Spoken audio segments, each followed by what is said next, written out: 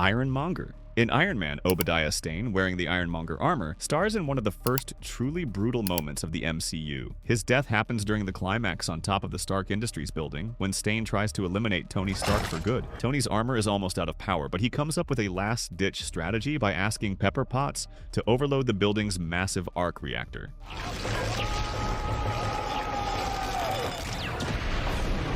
When the reactor releases the massive electric pulse, Stane is hit in a devastating way. The Ironmonger systems short-circuit, electrocuting him from the inside and leaving him completely disoriented. Unable to control the armor, he falls from the rooftop and crashes directly onto the overloaded reactor. The impact triggers a violent explosion that disintegrates the armor and kills him instantly. Whiplash. In Iron Man 2, Ivan Vanko takes his obsession with the fall of the Stark family to the extreme. His death happens at the Stark Expo after an intense battle against Tony Stark and James Rhodes. Even with his armor damaged and clearly at a disadvantage, Vanko shows that he still had one last move prepared. He reveals that all of his drones, as well as his own armor, were programmed for a self-destruct sequence. With a smile of revenge, he activates the command. Within seconds, all the armors start beeping along with a red light, and then they begin exploding in a chain reaction, creating a wave of destruction across the area. While the heroes manage to escape with agility, Vanko is completely consumed by the explosion. Laufey. In the movie Thor, Laufey, King of the Frost Giants, meets his end through Loki's betrayal. Laufey invades Asgard during Odin's Odin Sleep, believing he finally has the chance to eliminate his historic enemy. In a calculated move to prove himself worthy before Odin and Asgard, Loki uses the spear Gungnir and fires a powerful beam of freezing energy directly into the giant's body. The impact is instant. Laufey is completely vaporized, reduced to nothing in just a few seconds. Red Skull. In Captain America, the first Avenger, Johann Schmidt, the Red Skull, meets a fate that mixes death and cosmic transportation. During the final confrontation aboard the Valkyrie aircraft, Schmidt tries to use the Tesseract as if he could control it. Driven by arrogance and the belief that he deserves all power in existence, he holds the artifact with his bare hands. The Space Stone reacts violently, releasing an intense blue energy that completely engulfs him. His body glows, distorts, and begins to disintegrate as a portal opens above him.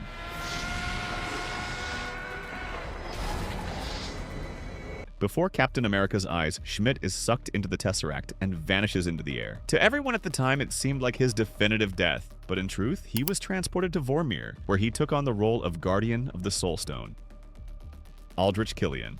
The death of Aldrich Killian in Iron Man 3 happens during the climax of the battle at the shipyard. Using the power of Extremis, he withstands almost everything, including the explosion of the Mark 42 armor that Tony Stark detonates after trapping him inside it. Even burned and severely injured, Killian survives thanks to accelerated regeneration and advances to kill Tony. That's when Pepper Potts intervenes. Using the damaged arm of a suit of armor that still contained a missile and a working repulsor, Pepper launches the weapon at Killian and detonates it with a precise shot. The final explosion completely consumes the villain. The Accuser. In Guardians of the Galaxy, Ronan the Accuser reaches absurd power by embedding the Power Stone into his warhammer. Determined to destroy Xandar, he becomes practically invincible. The final battle happens when the Guardians confront Ronan at his peak. Peter Quill distracts him with an unexpected dance, while Rocket and Drax destroy the hammer that channels the stone. When the artifact breaks apart, the Power Stone is left exposed in the air, radiating destructive energy. Quill holds it, withstanding the force that should have killed him instantly. Gradually, the other Guardians join in, sharing the devastating load. Together, they channel the accumulated energy and direct it fully against Ronan. Unable to resist the raw power of the stone, his body ignites, distorts, and explodes in an intense purple wave. Ultron. In Avengers, Age of Ultron, the villain comes to an end in a silent, almost poetic way after all the chaos he caused. Once Sokovia has fallen and the battle is over, Ultron's last remaining body, damaged, limping, and clearly on the verge of collapse, drags itself through a remote area. There he meets Vision. Ultron begins a bitter reflection about humanity, lamenting his failure to save them and declaring that humans are self-destructive by nature. Vision, with almost melancholic calm, partially agrees, acknowledging that humans do make mistakes, but that there is beauty precisely in those flaws. When Ultron tries to attack him, Vision defends himself. Without unnecessary violence, he fires a precise beam from the Mind Stone, striking Ultron in the forehead. The metal body disintegrates instantly, eliminating the last physical trace of the threat. Yellowjacket. In Ant-Man, Darren Cross meets his end in a way as bizarre as it is deserved. In the final battle, he faces Scott Lang. During the fight, Scott manages to hit the regulator on the Yellowjacket Soviet with a growth disc, destabilizing the equipment. From there, everything starts to fall apart. Cross's suit collapses and he begins shrinking nonstop. First, the body distorts. Then it becomes a blur of colors vibrating in the air. In just a few seconds, he goes from human size to something microscopic, beyond the subatomic level, and plunges straight into the quantum realm.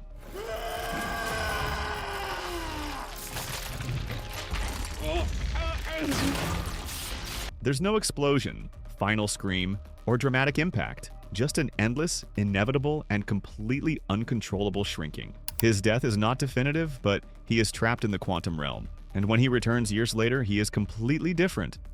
Alexander Pierce. In Captain America, the Winter Soldier, Alexander Pierce meets a cold end. At the film's climax, he is inside S.H.I.E.L.D. control room, holding Black Widow hostage amid the chaos of trying to seize power. That's when Black Widow activates the taser disc on herself. At that moment, Fury draws his pistol and shoots Pierce point blank in the chest. Pierce falls, defeated and without glory, and his death represents the definitive collapse of Hydra's infiltration within S.H.I.E.L.D.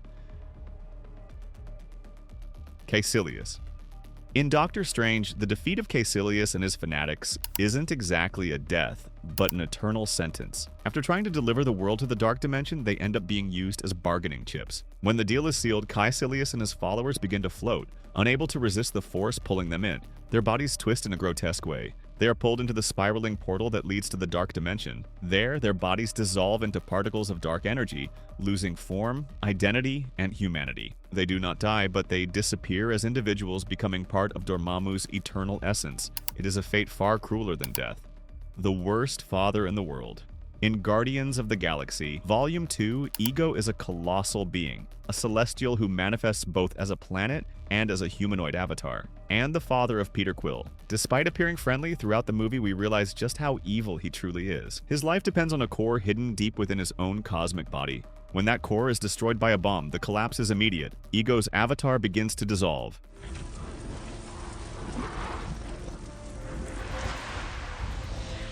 Little by little, the planet explodes from the inside out in a spectacle of light and energy until nothing remains but cosmic dust.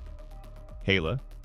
Moving now to Thor, Ragnarok. Hela is far too powerful to be destroyed in a conventional way. Not even Thor can overcome her. The solution is to accept the fate she fears most, total destruction. When Surtur is resurrected in his complete form, he becomes an apocalyptic force impossible to stop. Hela tries to take back control, attacking the fire giant with fury and precision, but her resistance is useless. Surtur drives his colossal sword into the heart of the realm, generating an explosion of energy capable of destroying everything. Hela is swallowed by a wave of fire and light that completely annihilates her existence.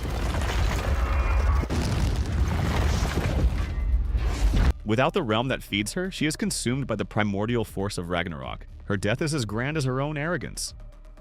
Killmonger. In Black Panther, Killmonger's death is one of the most emotionally intense in the entire superhero universe. After the devastating duel in the vibranium mines, he is mortally wounded when T'Challa manages to impale him with a spear during the final fight. Even weakened, Killmonger maintains the firm posture and determined gaze of someone who deeply believes in his cause. T'Challa, recognizing both his pain and his distorted truth, decides to take him outside the mines, to see the sunset of Wakanda, the same one his father told him was the most beautiful in the world. There, Killmonger faces his own mortality with dignity. T'Challa offers to save him with Wakanda's technology, but Killmonger refuses, stating that he would rather die free than live in chains. He takes his final breath before the golden horizon, accepting his fate.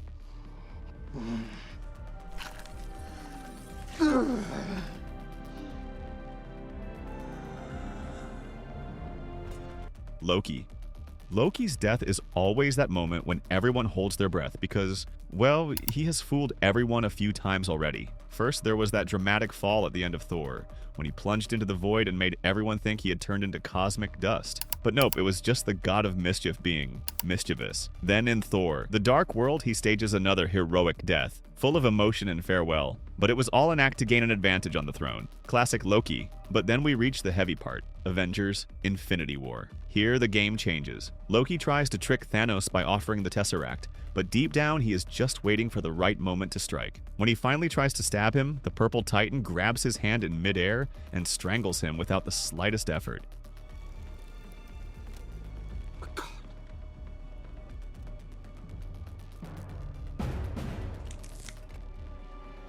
This is the real end of the God of Mischief in the main MCU timeline. Later, the character returns, but in another version. Ebony Maw. In the frantic pace of Avengers Infinity War, the fall of Ebony Maw happens in a way that is as fast as it is cruel, and it all begins right after he captures Doctor Strange to extract the Time Stone in the most agonizing way possible. Meanwhile, Maw's absolute focus on the ritual leaves the ship vulnerable, and that's when Tony Stark and Peter Parker act. Tony then appears before the villain and opens a precise breach in the hull, causing a violent suction that rips Maw off the floor. The villain tries to resist, tries to use his telekinesis, but there is no surface or object he can control amid the chaos. The vacuum pulls him out with overwhelming force, and when his body passes through the opening, the deadly cold of space freezes him. Thanos. In Avengers Endgame, Thanos dies twice. The first time, the heroes, consumed by their previous defeat, track the Titan down to an isolated planet where he lives reclusive in a small cabin. There, Thanos is unrecognizable, weakened, injured, and with his body marked by the use of the Infinity Stones, which left his gauntlet destroyed and his left arm practically useless. When the Avengers storm the place, the action is immediate. With Thanos easily restrained by his enemies, comes the shocking revelation he destroyed the stones, eliminating any chance of undoing the snap. This confession breaks the hero's last thread of hope. It's at this moment that Thor's fury takes center stage. Consumed by the guilt of not having stopped Thanos before, he charges at the Titan. With Stormbreaker in hand and filled with accumulated rage and frustration, he delivers a blow to his head. Then, in his second and final death, at the height of the final battle, he seems about to complete his victory when he tries to use the gauntlet containing the Infinity Stones. However, Tony Stark, in an act of pure sacrifice, manages to pull the stones off without Thanos noticing. When Thanos closes his hand for another snap and nothing happens, he realizes the stones are now on Tony's armor. Tony then delivers his last line in epic fashion and snaps his fingers.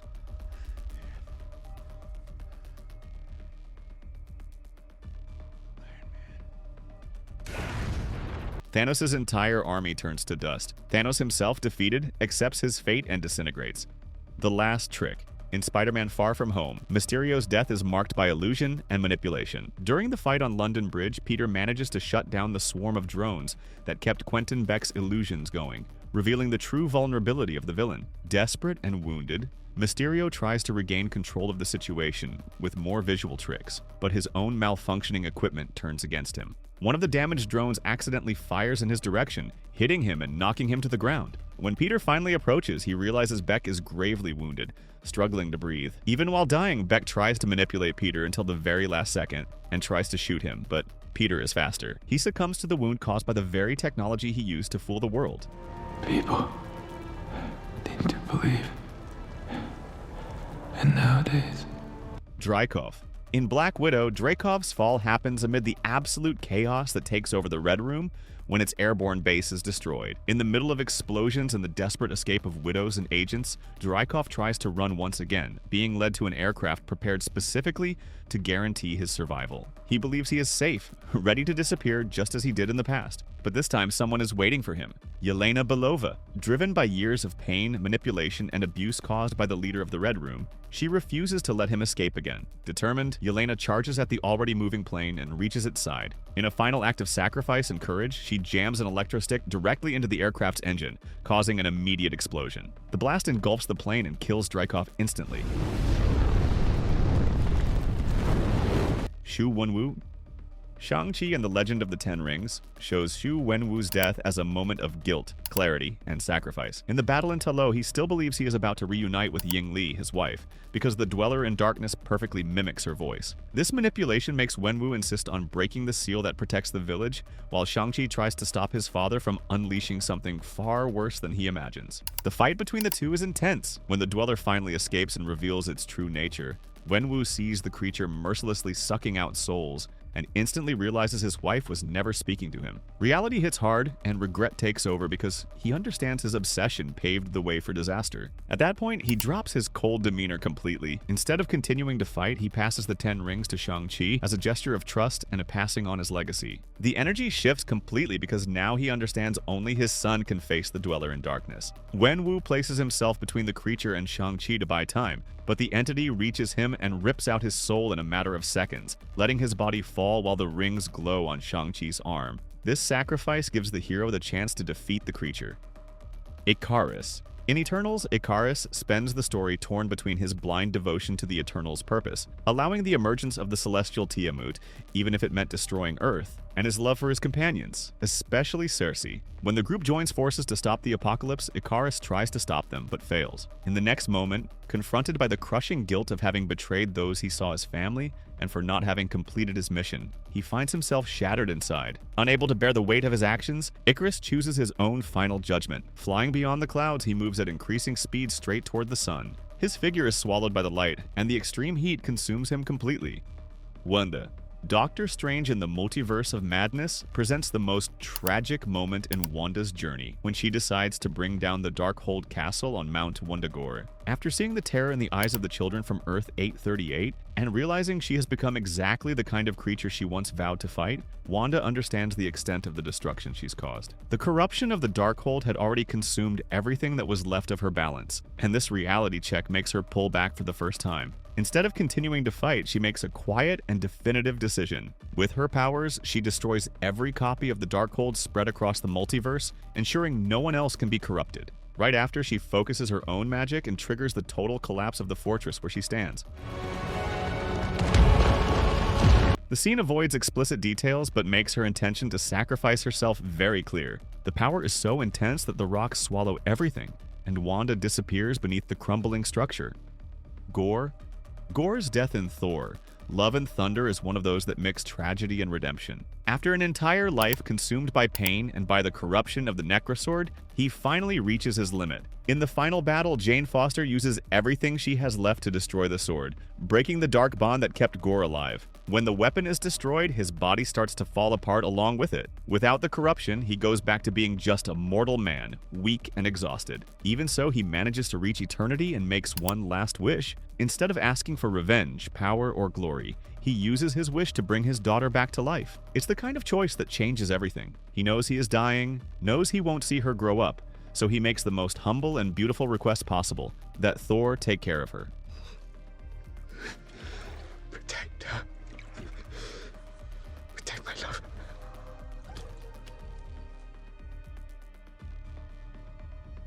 And so, with the sword destroyed and his twisted mission finally ended, he rests in peace. The Conqueror. The apparent death of Kang the Conqueror and Ant-Man and the Wasp. Quantumania happens at the most intense point of the battle in the quantum realm, where Scott Lang and Hope Van Dyne face the villain at his most vulnerable moment. The fight centers around Kang's multiversal engine, the key to his travels through time and space, and also his greatest weakness. During the confrontation, Scott and Hope manage to use Pym particle discs to destabilize the engine, causing the machine to collapse. The core begins spinning uncontrollably, creating a violent energy vortex that threatens to consume everything around it. Kang, desperate to regain control and escape the quantum realm, tries to force his way through the portal that's forming. However, Ant-Man and Wasp join forces at the decisive moment. With a coordinated attack, they shove Kang directly into the collapsing engine. The Conqueror is immediately sucked into the unstable core, swallowed by a whirlwind of energy that twists, compresses, and finally makes him vanish in an explosion.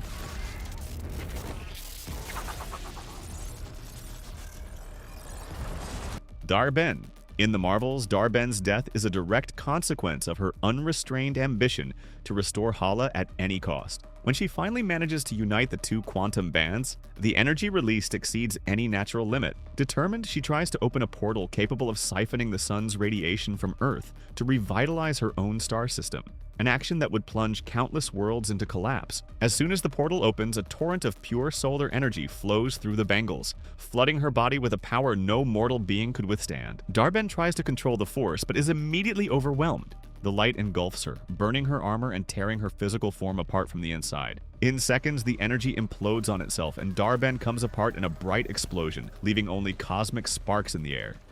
High Evolutionary. In Guardians of the Galaxy Volume 3, the fight inside the Arete gets more and more violent, as the group finally reaches Rocket's creator, the High Evolutionary. He loses control, screams that Rocket is an abomination, and tries to prove he still dominates everything, but the Guardians of the Galaxy unite against him. Rocket appears right in front of him, and it's the heaviest moment of the scene because the villain had just shouted his hatred seconds before. Rocket then answers with the line where he firmly states his name before shooting. Right after Gamora stabs him, she comes closer and pulls off the mask the villain uses to hide his damaged face. The piece comes off and reveals something no one had seen yet. The skin is peeled back, the muscles are exposed, and there is no nose anymore, just a destroyed area. Name's Rocket. Rocket Raccoon. Rocket has the chance to execute his creator, but chooses not to, saying that now he is a guardian of the galaxy.